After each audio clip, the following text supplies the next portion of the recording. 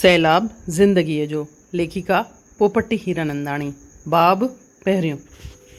हेसी ताईं पाण ॾिठोसीं त कीअं गंगा पंहिंजी फ्लैशबैक टेक्निक में बचपन खां वठी ॻाल्हि शुरू थी करे, अॼु उहा ॿुढी थी वई आहे पर ॻाल्हि बचपन खां थी शुरू करे कि सिंध में उहे कीअं ॿारनि सां गॾु खेलींदी हुई, नंढियूं नंढियूं रांदियूं खेलींदी हुई। उन जो भाउ हशू हो ऐं कीअं सुखी परिवार हो, पर पोइ वरी हिकु हादसो थो थी वञे ऐं हुन जे नंढे भाउ जो देहांत थो थी वञे। ऐं हुन जे देहांत सां न फ़क़ति गंगा जे मन ते असरु थो पवे पर हुन जे माउ पीउ जे मन ते बि असरु थो पवे ऐं सॼो घरु डिस्टर्ब थो थी वञे।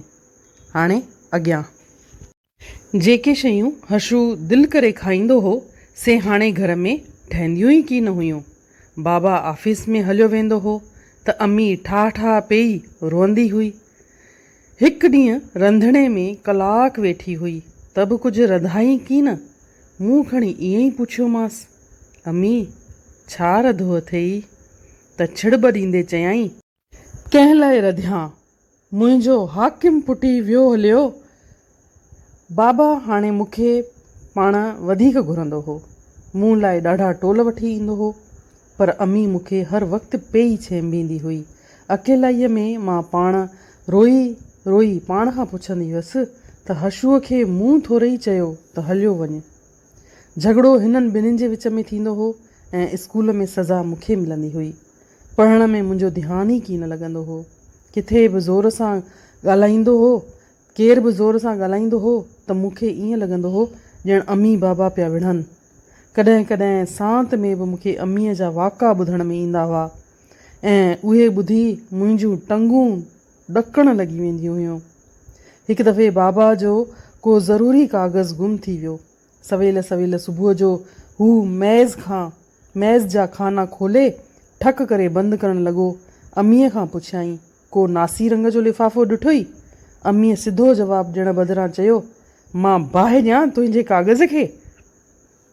बसि बाबा अची ततो। अम्मी रंधिणे में वेई त बाबा बि पुठियां वियुसि। बाबा बाहि तां देगिड़ो खणी करे परे उछलियो। पोइ त घमासान लड़ाई शुरू थी वई। मूं रजाईअ सां मुंहुं ढके छॾियो। गोॾा पेट में विझी मां कुरूंडड़ी थी वियसि, पर रजाईअ अंदरि बि मां पाण खे महफ़ूज़ न पई सम्झां। बाबा बादल जियां गरजी रहियो हो ऐं अम्मी विॼ बणिजी कड़कड़ाहट करे रही हुई। नेठि बाबा रंधिणे खां ॿाहिरि आयो पर नेरनि करण बिना ई ज़ोर सां ॿाहिरियों दरवाज़ो बंदि करे हलियो वियो। बाबा जे वञण खां पोइ अम्मीअ मूं मथां पियल रजाई लाहे खणी फिटी कई। लाट साहिब जी धीउ अञा चादर ताणे लेटी पई आहे। अयुथ स्कूल लाइ देरि थी वेंदई। मूंखे रोअण पिए आयो। रोअंदड़ मुंहुं ॿिए पासे करे ऐं तकड़ में उथियसि त चंपल पाइणी विसरी वियसि। मूंखे पेरे उघाड़े हलंदो ॾिसी अम्मीअ वरी कड़को कयो, चंपल पाए त किथे टंगू न भञी छॾियईं हणासी। जहिड़ो पीउ तहिड़ी धीउ, नस पस साॻिया। ॾाए पेर जो साॼे में ऐं साॼे पेर जो ॾाए पेर में चंपल पाए मां सनानु जाइ ॾांहुं भॻसि। अंदरां कड़ो पातमि, तॾहिं बि सम्झां पई त अंदरि न आहियां। उन ॾींहुं स्कूल में इम्तिहान हो। अॻिए ॾींहुं ई नई घघरी पाइण लाइ कढी रखी हुअमि। रिसेस महिल स्कूल मां ॾाकण लही रही हुअसि त मथां कमला सुंदरीअ जी का चोटी पटी, जंहिं वठी कीक कई। कीक ॿुधी मां 6-7 ॾाकनि तां बाजेलियूं खाईंदी अची हेठि पियसि। मुंहिंजी हिकु ठूंठ ऐं 2 गोॾा फटिजी पिया। उन्हनि रहड़ुनि ते त दादी गोमीअ टिंचर आयोडीन लॻाई, पर मुंहिंजी घघरी जा घेर वटां थोरी फाटी पई हुई, सो मां रोअण बंदि ई न पई करियां। घर मोटियसि त उते त मोचड़ा पसिया ई रखिया हुआ। अम्मीअ झोॿो ॾेई करे मूंखे खट ते खणी उछलियईं। मां त हिन निभागीअ मां अची फाथी पई आहियां। शल कंध किरई, हीअ वरी छा करे आई आहीं? तुंहिंजूं ही रोज़ रोज़ जूं चटियूं केरु भरींदो? हशूअ बदिरां मौत तोखे ॻीही वञे हा? बाबा को अंदरि वेठो हो। हू ॿाहिरि आयो ऐं अम्मीअ खे धकु हणण लाइ हथु मथे खणी कयईं, पर पोइ मूं ॾांहुं निहारे चुप थी वियो। उन ॾींहुं बाबा क्रोध न कयो पर ॾाढी मज़बूतीअ सां चयाईं, हशूअ माउ, अॼु खां पोइ तो गंगा खे हिकु बि लफ़्ज़ चयो आहे त घर मां 2 घर थींदा। मां धीउ खे वठी केॾांहुं हलियो वेंदुसि। ईअं चई हू अंदरि हलियो वियो। अमीअ रोअणु शुरू कयो। मूंखे ईअं लॻो ॼण संदसि दिलि मथां कंहिं ॾाढी कुराईंदड़ या पोसराईंदड़ चीज़ करे उछली आहे। हिन घड़ीअ में मां ॼण ॾाढी वॾी थी वियसि। मूं ॼाणी वरितो त हशूअ जी मौत अमीअ जे मन खे निहायत गहरी चोट पहुचाई आहे, जंहिं करे हूअ पंहिंजो मीज़ान यानी मानसिक संतुलन ई विञाए वेठी आहे।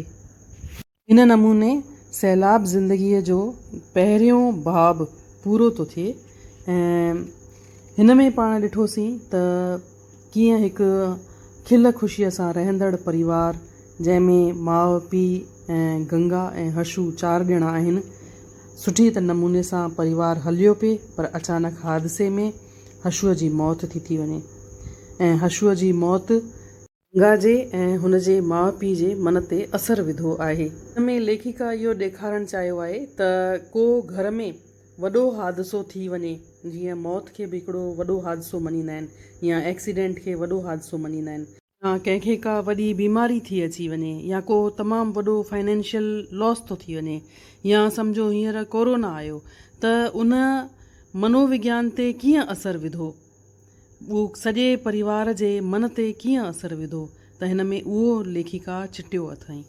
मिसाल जे तौर ते हिन में लिखे थी कि भई जेका गंगा हुई, भेण हशूअ जी भेण, उहा लिखे थी कि मुंहिंजो ॾींहुं मोगो ऐं राति तमामु कारी बणिजी वई ऐं रांदि करण त मूं सफ़ा छॾे ॾिनी।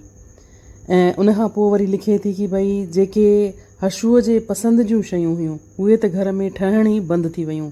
माउ पीउ जा झगड़ा वधी विया, माउ सदाईं रोंदी पई हुई। पीउ इन खां पोइ गंगा खे वधीक घुरणु लॻी वियो त माउ सॼो ॾींहुं वेठी पई छिड़बूं उनखे ई ॾींदी पई हुई ऐं इन जो असरु इहो थियो त हूअ छोकिरीअ जे मन में डपु वेही रहियो। माउ पीउ जा झगड़ा थींदा हुआ त छोकिरीअ जो मन स्कूल में न लॻंदो हो, उते वञी करे उनखे सज़ा मिलंदी हुअसि। या वरी ईअं थी लिखे त भई स्कूल में जॾहिं उहा ॾाकण तां किरी थी पवे ऐं हुनजी घघरी फाटी थी पवे त हुनखे भले गोॾनि ते या हुनजा ठूंठ ते हुनजा फाटी था पवनि, हुनखे जख़म थो थी पवे, पर तॾहिं बि उनखे चिंता इन ॻाल्हि जी हुई त हुनजी घघरी जेका फाटी वई आहे त घर में वञी करे हुनखे दड़का खाइणा पवंदा। उहा पंहिंजी माउ सां डिॼल आहे, उहा पंहिंजी माउ सां एॾो डिॼल आहे त उहा पाण खे रज़ाईअ में बि महसूसु नथी करे। या हुनजा लिखे थी कि मुंहिंजूं टंगूं कंबण लॻी वेंदियूं हुयूं। माउ पीउ जा झगड़ा जॾहिं ॿुधंदी हुई त हुनजा जेके टंगूं हुयूं ॾकणु लॻी वेंदियूं हुयूं। त कहिड़े न सुठे नमूने सां हिन बाल मनोविज्ञान ॾेखारियो आहे। हिन सां इहो सिख्या बि थी मिले त माउ पीउ जे झगड़नि जो ॿार जे मन ते कीअं थो असरु पवे, कीअं ॿारु ॾके थो, स्कूल में मन नथो लॻे, हुनखे सज़ा थी मिले ऐं उहा रज़ाईअ में बि पाण खे महफ़ूज़ नथी फील करे। त इन नमूने सां हुन हिकु बाल मनोविज्ञान खे तमामु सुठे नमूने सां, तमामु मुख़्तसर रूप सां हुन ॾेखारियो आहे। गॾोगॾु हुन इहो बि ॾेखारियो आहे कि कंहिं बि वॾे हादसे थियण खां पोइ माउ पीउ जे मन ते कीअं थो असरु पवे, कीअं उन्हनि जा झगड़ा था वधी वञनि, तिर ॻाल्हि ते उन्हनि जो मानसिक संतुलन गुम थी वियो आहे त पाण में विढ़ी था पवनि। इहो बि न गॾोगॾु इहो चिटियो आहे। सम्झां थी कि तव्हांखे ही सैलाब ज़िंदगीअ जो नावल पसंदि ईंदो हूंदो ऐं अॻियां जीअं जीअं ही वधंदो वेंदो तीअं तीअं ही तव्हांजे दिलि खे छूहंदो वेंदो।